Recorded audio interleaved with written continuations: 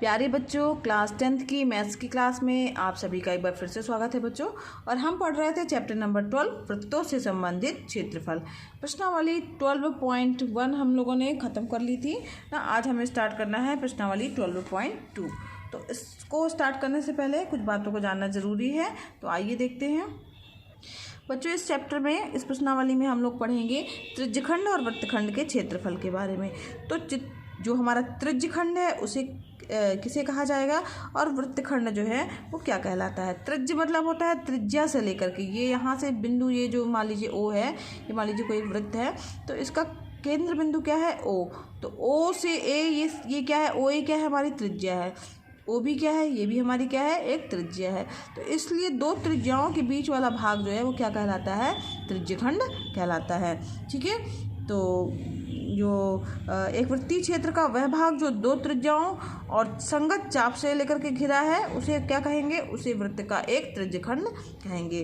ठीक, तो ये जो बड़ा वाला भाग है वो दीर्घ त्रिज्यखंड कहलाएगा, जो छोटा वाला भाग है वो लघु त्रिज्यखंड कहलाएगा।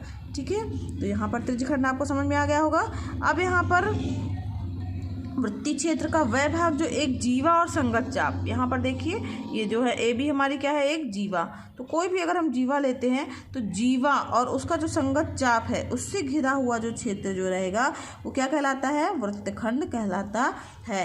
तो एक जीवा और संगत चाप के बीच से जो क्षेत्र परिबद्ध है वह क्या कहलाएगा बच्चों, वृत्तखंड कहलाता है। समझ में आ गया वृत्तखंड और त्रिज्यखंड में अंतर।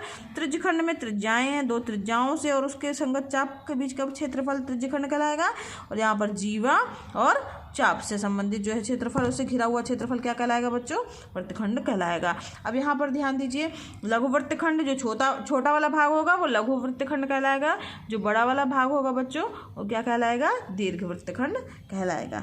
ठीक है, तो अब यहाँ पर केंद्र पर अंतरित कोण की भी बात कर लेते हैं हम बच्चों। तो पूरे जो अगर वृत्त है उसके केंद्र पर टोटल कोण की बात की जाए तो वो कितना अंश होता है, 360 अंश होता है। ठीक, तो अब यहाँ पर हम सूत्र देखते हैं कि अगर कोई थीटा कोण है, थीटा कोण वाले त्रिज्यखंड का जो क्षेत्रफल है वो क्या हो जाएगा, θ/360 इंटू पाई आर स्क्वायर। ठीक है, तो यहाँ पर त्रिज्यखंड का क्षेत्रफल क्या हो जाएगा, θ/360 इंटू पाई आर स्क्वायर। ठीक, तो यहाँ पर जो है ये क्षेत्रफल ज्ञात हो गया है किसका, त्रिज्यखंड का। ठीक है, फिर उसके अलावा एक फार्मूला जो है जहाँ पर ये आर क्या है, हमारी त्रिज्या हो गई है। अब हम यहाँ पर बात करते हैं कि अगर कोण थीटा वाले त्रिज्यखंड के संगत चाप की लंबाई अगर ज्ञात करना है, चाप की लंबाई की कितना चाप की लंबाई होगी, तो यहाँ पर इसका मान होता है θ/360 इंटू 2 पाई आर। ठीक है, तो चाप की लंबाई जो है अगर हम यहाँ पर देखिए घिरा हुआ चाप है, तो ए पी बी की बात करें हम, तो इसका मान क्या आ जाएगा, कैसे ज्ञात करेंगे, तो चाप की लंबाई बराबर θ/360 इंटू 2 पाई आर होगा। ठीक है, आइए बढ़ते हैं अब अपने अभ्यास 12.2 की ओर, प्रश्नावली 12.2 की ओर। तो यहाँ पर देखिए बच्चों, यहाँ पर लिखा है कि जब तक अन्यथा ना कहा जाए तो पाई = 22/7 का प्रयोग कीजिए। यानी हमें पाई का मान क्या लिखना है, हमेशा 22/7 ही लेकर के चलना है।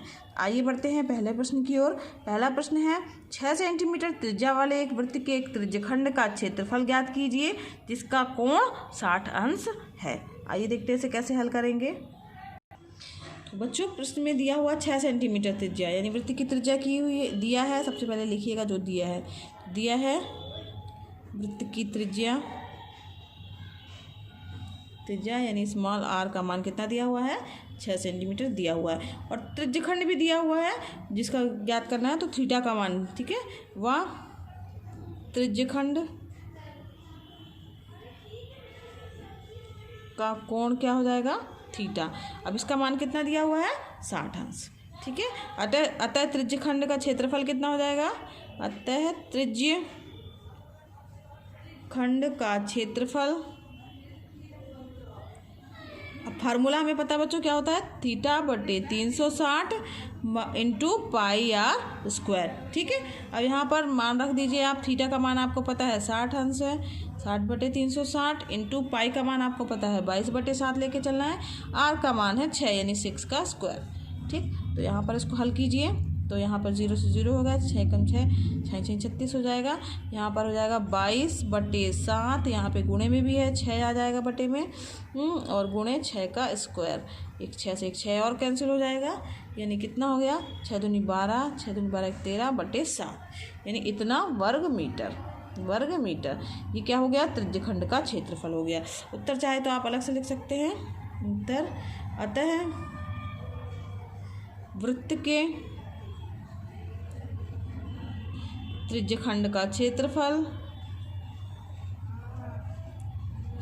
132/60 वर्ग मीटर होगा। ठीक है, ये उसका उत्तर हो गया। समझ में आया ना किस तरीके से हल किया गया है ना, बहुत आसान। केवल बच्चों ये आपको इसका सूत्र ज्ञात होना चाहिए कि त्रिज्यखंड का क्षेत्रफल जो है उसका फार्मूला क्या होता है, θ 360 × πr²। इसी फार्मूले पे आपने मान रख दिया है। आगे बढ़ते हैं नेक्स्ट प्रश्न की ओर। दूसरा प्रश्न है बच्चों, एक वृत्त के चतुर्थांश यानी चतुर्थांश का क्षेत्रफल ज्ञात करना है जिसकी परिधि दी हुई है 22 सेंटीमीटर दी हुई है। तो हमें चतुर्थांश का क्षेत्रफल ज्ञात करना है। चतुर्थांश का मतलब हुआ कि 1/4 भाग का हमें क्षेत्रफल ज्ञात करना है। आइए देखते हैं इसे कैसे हल करेंगे। चूँकि बच्चों यहाँ पर वृत्त की परिधि दी हुई है ना, तो वृत्त की परिधि बराबर, वृत्त की परिधि का फार्मूला क्या होता है, वृत्त की दिया है, वृत्त की परिधि जो कि होती है 2πr, उसका मान हमारे पास में दिया है 22 सेंटीमीटर, ये दिया हुआ है। तो यानी 2πr बराबर 22 हो जाएगा। तो पाई का मान तो आपको पता है 22/7 होता है, तो r बराबर क्या हो जाएगा 22/2 गुणे यहाँ पर 7/22। 22 से 22 कैंसिल हो जाएगा, ये रहेगा 7/2 सेंटीमीटर। ये r का मान हमें ज्ञात हो गया। अब हमें क्या ज्ञात करना है कि चतुर्थांश का क्षेत्रफल ज्ञात करना है। तो लिखिएगा वृत्त के चतुर्थांश का क्षेत्रफल बराबर क्या हो जाएगा, यहाँ पर अब चूंकि चतुर्थांश यानी एक कोण का मान कितना होता है, यहाँ पर हो जाएगा कोण का मान कितना हो जाएगा 90 अंश हो जाएगा चतुर्थांश का, और 360। थीटा का मान यहाँ पर 90 अंश होगा क्योंकि चतुर्थांश जो है 90 अंश का एक कोण होगा, × πr²। तो यहाँ पर क्या हो जाएगा 1/4 × 22/7, पाई का मान 22/7, r का मान कितना है 7/2 का स्क्वायर। 1/4 गुणे 22/7 गुणे 7 गुणे 7/2 गुणे 2 कट जाएगा। यहाँ से 2 से 2 1 कम 2, यहाँ 11 आ गया, 7 से 7 1 कैंसिल हो गया, यानी कि यहाँ इसको हल करेंगे तो 11 गुणे 7 यानी 77/4 दूनी 8 बराबर 77/8 हो गया। यहाँ पर वर्ग सेंटीमीटर, ठीक है, सेंटीमीटर में है इसलिए इसका आंसर सेंटीमीटर में आएगा। ठीक है, तो आगे बढ़ते हैं नेक्स्ट प्रश्न की ओर। तीसरा प्रश्न बच्चों, एक घड़ी की मिनट की सुई जिसकी लंबाई 14 सेंटीमीटर है, इस सुई के द्वारा 5 मिनट में रचित क्षेत्रफल ज्ञात कीजिए। यानी 5 मिनट में जितना सुई जो है चल गई है उसके द्वारा रचित क्षेत्रफल वो ज्ञात करना है। आइए देखते हैं इसे कैसे ज्ञात करेंगे। बच्चों मिनट की सुई दिया हुआ है, उसकी लंबाई 14 सेंटीमीटर है। तो मिनट की सुई बच्चों कितनी देर में एक पूरा चक्कर लगाएगी, तो 60 मिनट में एक पूरा चक्कर लगा लेगी। तो इसलिए 1 मिनट में कितना चक्कर लगाएगी, इसलिए 1 मिनट में 1/60 चक्कर लगाएगी। ठीक है, ये अब 5 मिनट में कितने चक्कर लगाएगी, 5 मिनट के लिए पूछा है ना, तो 5 मिनट में कितना चक्कर लगाएगी, तो 5/60 है ना, 5 एकम 5, 5 एकम 5, 5 दूनी 10, यानी 1/12 चक्कर लगाएगी, 12 चक्कर लगाएगी ना। और उसकी त्रिज्या दी हुई है हमारे पास में 14, तो क्षेत्रफल क्या हो जाएगा, तो यहाँ लिखिएगा सुई के द्वारा रचित क्षेत्रफल, सुई द्वारा रचित क्षेत्रफल। अब क्षेत्रफल का क्या फार्मूला होता है बच्चों, πr² होगा ना, और चक्कर कितना लगाइए 1/12, उसका 1/12 × πr²। अब 1/12 पाई का मान 22/7 हमें लेना है बच्चों, और r का मान कितना है 14 दिया हुआ, 14 × 14 हो जाएगा, 7 एकम 7, 7 दूनी 14, 2 एकम 2, तो छक्का 12, फिर 2 से 11, 2 3 6, 2 एकम 2, 2 एकम 2 दिया। अब क्या हो जाएगा, कुछ नहीं, 3, हाँ अब किसी से कुछ नहीं कटेगा, यानी यहाँ बटे में कितना बचा 3, और यहाँ 11 गुणे 14, तो यहाँ हो गया 154/3। कितना आंसर आ गया 154/3 वर्ग सेंटीमीटर। ये इसका आंसर हो गया। ठीक है, समझ में आया बच्चों। आगे बढ़ते हैं नेक्स्ट प्रश्न की ओर।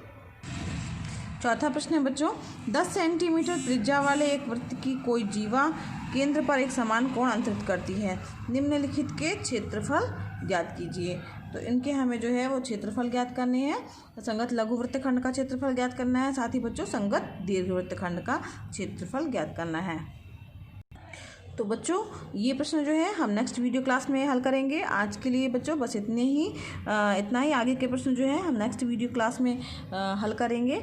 और जिस तरीके से प्रश्न नंबर 4 है उसी तरीके से सेम वही प्रश्न जो है वो प्रश्न नंबर 6 और 4 जो है एक जैसे हैं। तो नेक्स्ट वीडियो क्लास में इसको हम हल करेंगे।